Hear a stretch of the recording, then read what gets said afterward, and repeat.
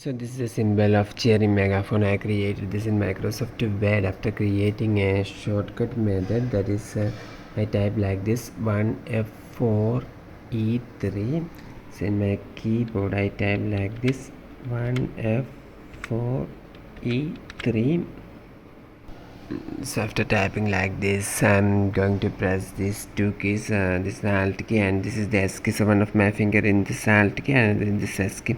So I press these two keys at the same time, and you can see this is the itself we have created this symbol in Microsoft Word. And if you want to change the color to red, you can simply select here, and from here you must click this change the font color from here.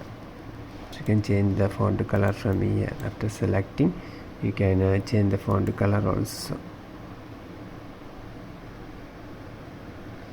So, okay.